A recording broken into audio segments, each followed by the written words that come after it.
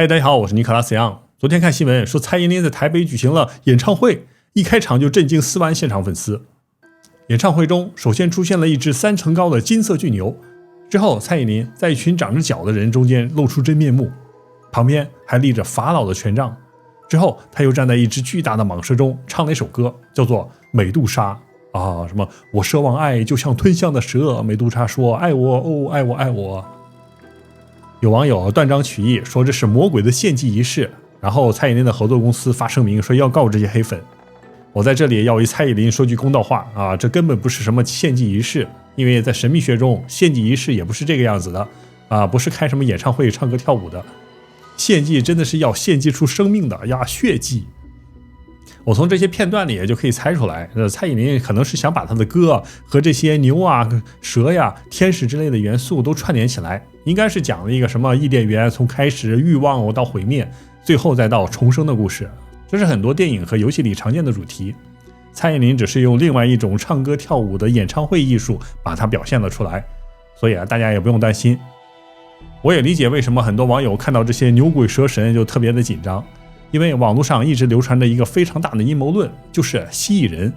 这个蜥蜴人它就有2个重要的元素，一个它就是长的牛角，另外一个就是它的皮肤就和蛇一样。在苏美尔尼版中就记载，人类就是这些蜥蜴人创造的，而这些蜥蜴人在东方就是传说中的龙。所以今天我就给大家普及一下世界龙族蜥蜴人的详细历史。对了，最近我开了一个小号尼可拉斯杨 Live 经，有很多粉丝想让我讲一讲时政财经和美股投资的方法，在这个方面我还是可以的18年的经验，我会用我独有的逻辑解读世界大事，然后在每一期节目中告诉大家如何从这些信息中找到发财的诀窍。希望在这个可以充满焦虑的时代给大家一些新的想法，大家一定要去看看订阅哟。关于蜥蜴人的故事，我们必须从中原大地说起。在中国史书中有记载，就是在大禹之前的世界，人类和龙族是生活在一起的。吕氏春秋中写道，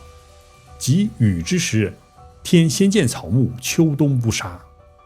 在大禹的时代非常炎热，秋冬天的时候草木都不会凋零枯萎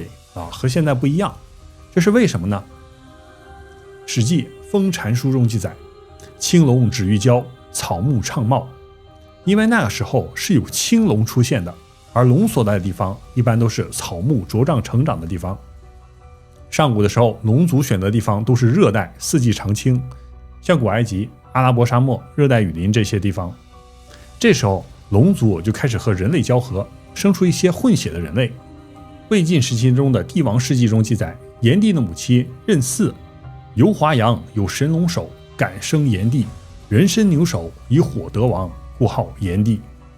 炎帝是一个龙神和他的母亲交合，最后生出来的。而炎帝的身体是人形，但是他头上还长着角。儒书纪典中也提到黄帝，说黄帝也有角，长得也像龙，叫做日角龙颜。在史记高祖本纪中更有意思，就说刘邦长得也非常诡异鼻子特别大，长得像龙，美须髯，左腿上还有72个黑色斑点。为什么他是这样子呢？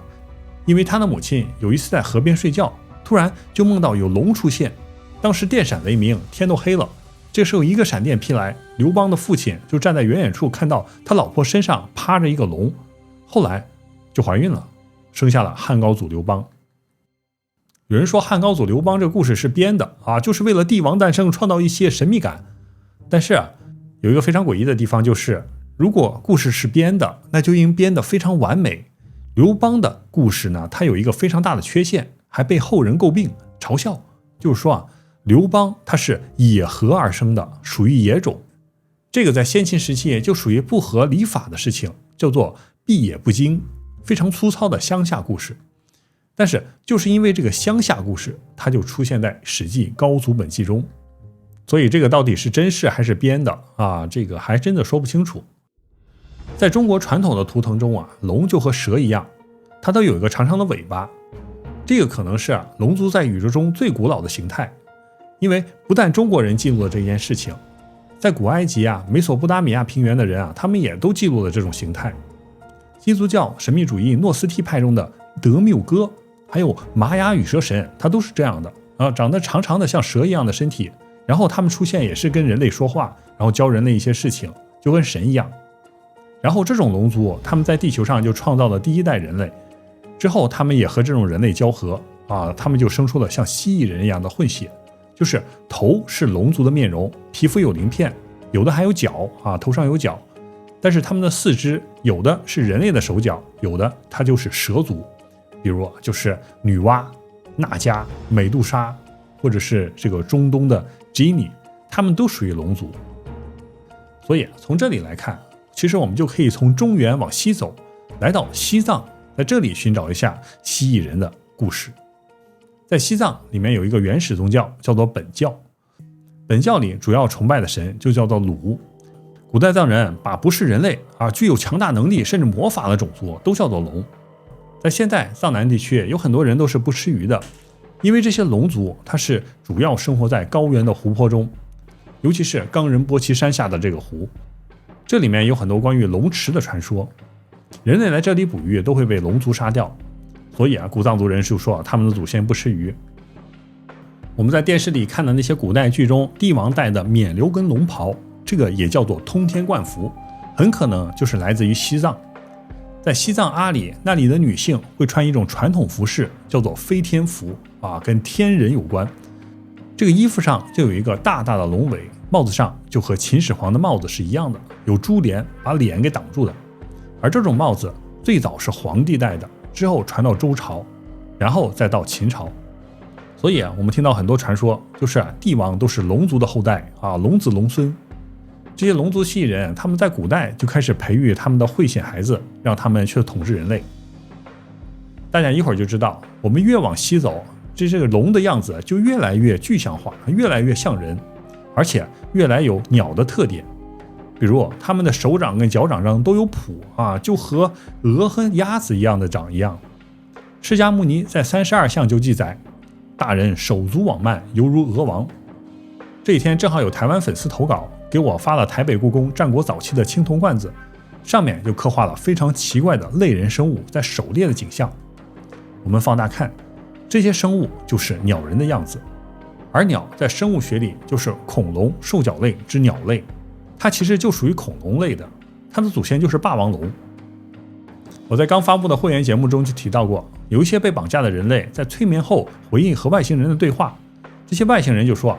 他们的祖先就是类似从地球上的鸟形恐龙进化而来的。恐龙在地球上存在了1亿6千万年，人类在地球上只存在了300万年。如果按照进化论，300万年人类就可以从一个灵长类动物进化成智慧生物，那恐龙在地球上可以进化55个轮回。所以还有一种观点说，蜥蜴人这些他们不是外星人，他们就是来自地球的原始生物，只是他们的科技发展了1亿多年，现在早已经离开地球了。还有一个诡异的巧合，就是大昭寺发现的伏藏铸剑史宋赞干布遗训里面就记载，西藏第一个王叫做聂赤赞普，他在上古的时期被某个人类遗弃在雪域高原，长得非常吓人说他是裸齿鸭掌，眼皮上颌，他的手脚有像鸭子一样的蹼，而牙齿就像海螺一样尖尖的旋转的那种的。他长大之后有一天在雪山上行走，突然在天上就出现了一个发光的梯子，就把他一下也给绑架了，接到了天上。《诛奸记》就记载有天女和他交合，后来就把他从天上送了回来，但是他又带回了4个混血的孩子，这4个孩子就成为之后西藏的另外4个王，就这么奇怪。然后我们再往西走就更加有意思了，那就是印度。印度龙族那迦的故事那真是一大堆，都记载在往事书中。在印度所有的寺庙都是尖尖的，里面都是雕刻的极其精美的石头雕刻，有的寺庙里每一寸都有非常厉害。在传说中，这种寺庙就是那迦住的地方，梵语念作 Nagara， 那迦的居所。在慈恩传中记载，玄奘当年来到印度，看到这些寺庙就说非人所见，乃天地势力也。这些寺庙这石头的雕刻技术都不是人类可以建造出来的，而且这些寺庙还有什么金字塔还有古代的这么巨石建筑，它们都有一个共同特点，都没有刻上任何的文字。这是为什么？我在后面会给大家讲。再从印度往西面走，那就是更加的诡异了。在美索不达米亚平原南部的乌贝克文化中，挖出了大量诡异的蜥蜴人雕像。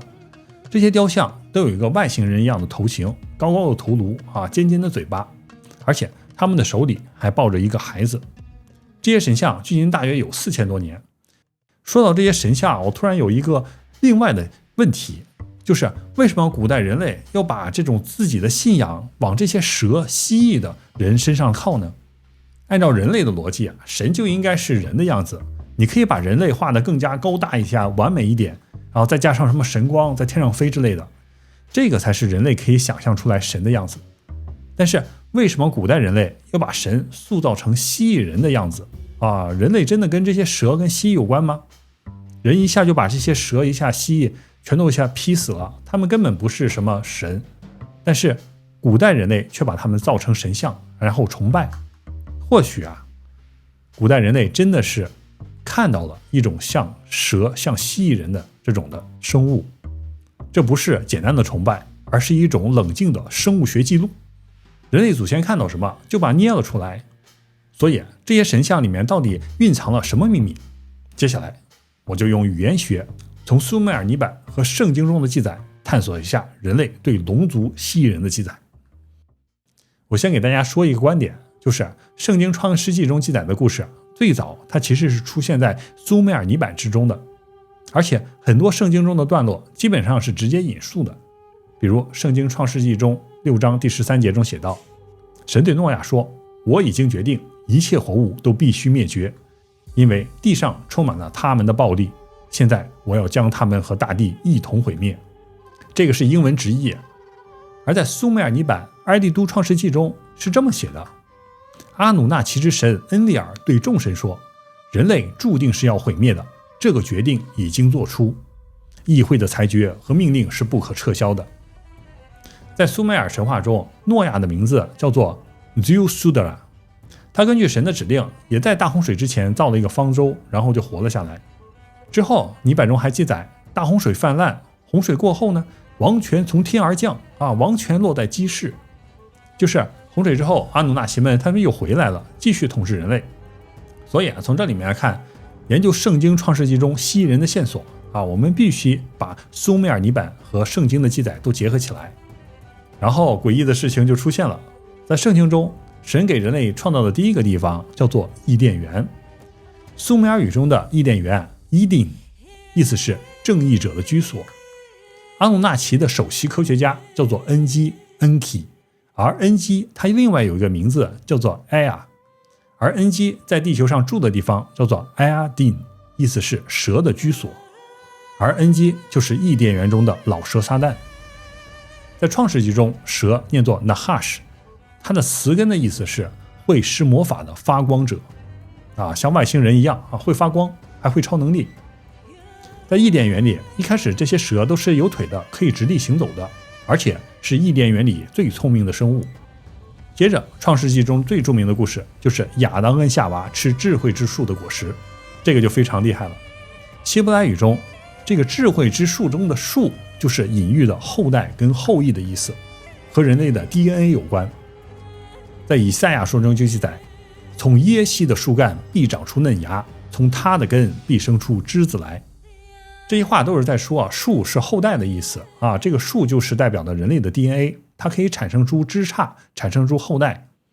而在希伯来语中，触摸就念作 Naga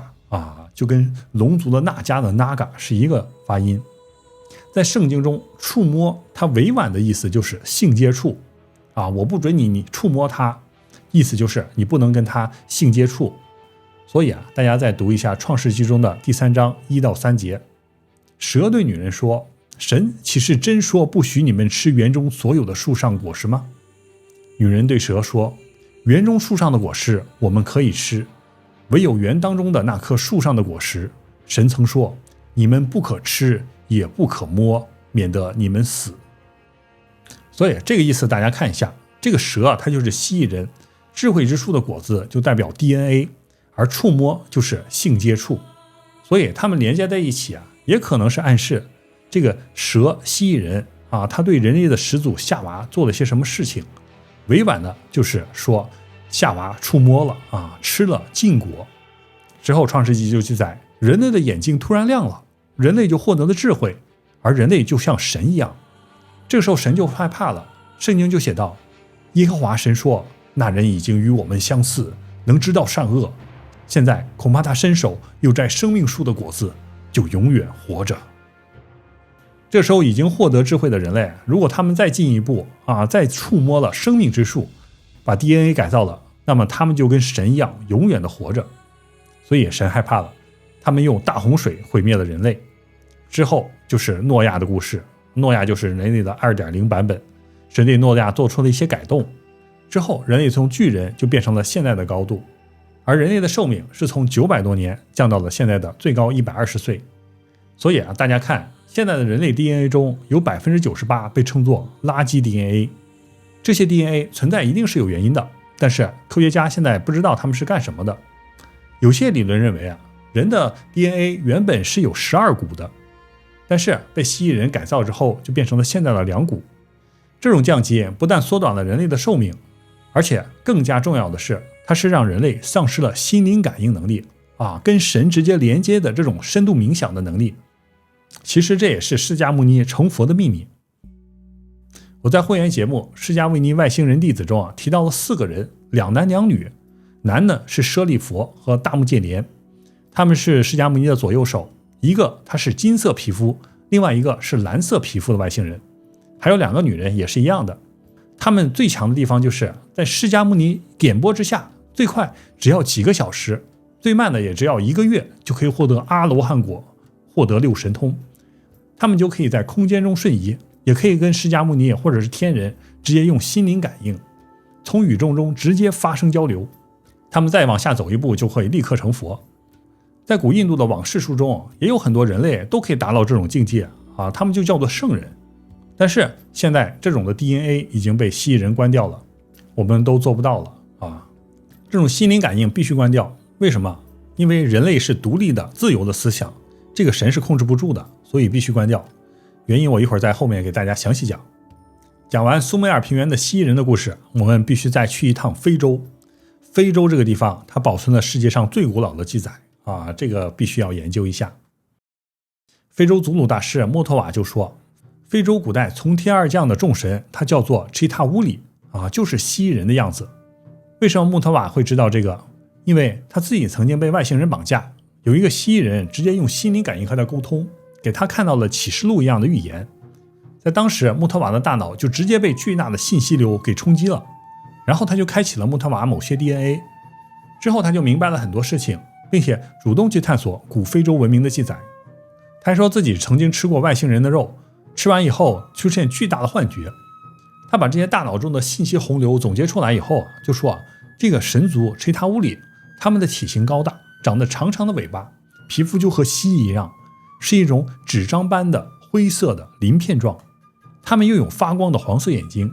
某些战士阶层他们是一种变种，头部还长着角。而这个皇室阶层，他们的前额到后脑有一个深色的肌状凸起这样的像皇冠一样。整个蜥蜴人种族他们是有了严格的种族制度，每一个阶层职能是根据 DNA 定下来的。他这个意思就是说，蜥蜴人的种族他们和蜂群一样，有一个王，这个王他的精神能力非常强大，可以控制整个种族。其他的蜥蜴人一出生就和工蜂雄蜂一样， DNA 已经定了他的阶层，是不能改变的。而这种阶级设定就和古印度的种姓制度caste system 是一样的。而 caste system 这个英文单词它除了指人类，另外就是指蜜蜂和蚂蚁的昆虫阶级制度。我以前讲过格萨尔王，格萨尔王的家族他们就是精挑细选一个高种姓的这个龙女这个蜥蜴人，然后呢必须要有生育能力，之后呢就跟人类一起结合，生下了格萨尔王。蜥蜴人的首领叫做扎布隆，扎布隆的意思就是我是天上的领主。还有人认为这是耶和华的另外一个名字，非常奇怪，大家可以维基百科一下。而他们的工蜂叫做满汀达尼，而满汀达尼就是 UFO 中出现的小灰人。在很多外星人绑架人类事件中，就有小灰人出现，拿很大的针来刺人类，让人类产生特别大的痛苦。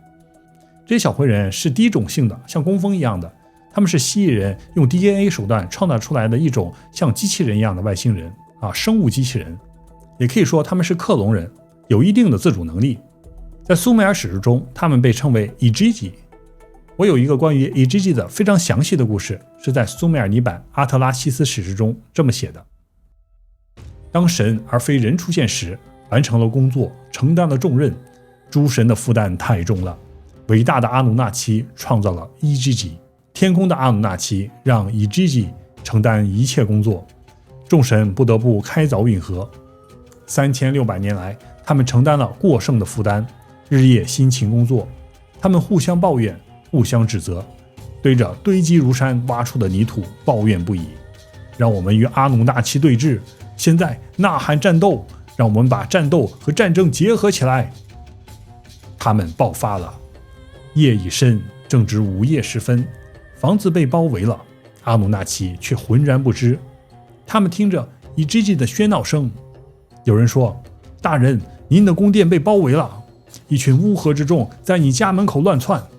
哦，我的大人，你为何惧怕您自己的儿子？恩利尔的声音传了出来：他们起来反对我吗？我该战斗吗？我亲眼看到了什么？谁在指挥这群乌合之众？众神回答说：我们每一位神都宣战了，我们已经停止了挖掘工作，负担太重了，快要累死了。我们的工作太难了，麻烦太多了，所以我们每一位神已同意向恩利尔投诉。恩基的声音传了出来：我们为什么要责怪他们？子宫女神在此，让人类承担诸神的重担吧。阿努纳奇屠杀了一位神，用他的骨肉，然后是一位神和一个人和粘土混合在一起，神明的血肉中诞生了一个灵。我已经让你们摆脱了辛勤的劳动，我已经让你们的重担加在了人类身上。我原话给大家念了一下这个史诗，里面没有提到什么黄金这个Igigi他们就是挖这个地道，觉得太累了，所以他们就围攻了阿努纳奇蜥蜴人。最后蜥蜴人就创造了人类替Igigi工作。之后阿努纳奇为什么要发动洪水灭了人类呢？因为泥板说人类发出了巨大的 noise 噪音。这个我们就有疑问，就是神住在天上或者是住在哪里，他为什么可以听到人类的噪音呢？还有一种可能就是人的精神能力和神是连在一起的，所以这个阿努纳奇他这么一接近人类，他们就可以听到无数的人类在说话。但是人类又不像那些Igigi小灰人一样，他们是属于阿努纳奇一族的，他们的精神是连在一起，可以听从阿努纳奇指挥。人类的意志是独立的，他们有自己的思想想什么都可以说。正因为他们吃了智慧的果实，所以他们的思维是可以摆脱蜥蜴人的。而这些不同的声音在蜥蜴人的思维里就是一种噪音。所以在泥板中写道，在这之后600多年的时间中，人类的噪音让众神无法忍受，所以恩利尔出面发动了巨大的洪水，灭绝了人类，然后又创造了苏美尔版本的诺亚，改变了他的基因。而之后在大洪水之后，人类就变得越来越矮，寿命也越来越短。而且在大洪水之后呢，还有一个特点，就是人类突然会说话了就是圣经中的巴比伦的故事。当时人类全部有精神感应能力，所以他说一开始所有的人类在盖巴别塔的时候都是说一种语言的，但是神把人的 DNA 改变之后呢，就让人类被迫说各种不同的语言，于是人就不能相互交流，所以人类之间就发生了战争所以从古到现在，很多人都认为蜥蜴人是有一种阴谋的，他们想控制人类的社会，想让人类世界分崩离析。这其中最厉害的代表就是大卫埃克，他就是曾经采访祖鲁大师穆特瓦的人。在他的理论中，蜥蜴人的混血孩子们已经深入了影子政府中控制的世界，而且从古到至今，他们会控制人类的过度繁殖，以保持地球的生态平衡。其中一种手段就是制造病毒毁灭人类，这个就非常诡异。在本教中记载，蜥蜴人的鲁神他们创造了420种属于人类的疾病，叫做鲁病。藏南地区到现在还有传说，说什么亵渎了水中的神灵，身上就会起水泡、长脓疮。而在苏美尔泥板中记载，阿努纳奇在发动大洪水之前，他们使用了一种疾病灭亡了一大部分人类。但是人类在恩基的帮助下就是在蛇的帮助下克服了这些疾病，然后又繁殖了起来。关于这个事，我不得不提一下中世纪出现的黑死病，当时造成全球人类2亿人死亡。根据当时 Gabriel de Musset 在1348年的著作《瘟疫史》中写道，1347年东方出现了某些可怕的征兆和奇迹，地震、闪电、火柱、有毒的云和恶臭的烟雾。佛罗伦萨编年史家 Giovanni Villani 他在新编年史中记载，瘟疫袭击佛罗伦萨之前，天空中出现了奇异的光和蒸汽降落地面，带来恶臭。而14世纪最著名的外科医生，亲自经历教皇宫廷瘟疫的 Guy de Chauliac 在《大外科学》中记载，1348年大死亡之前出现了神秘的雾气和硫磺蒸汽，污染了空气。大家看，这些所有的记载都是暗示一件事，这个黑死病它不是鼠疫，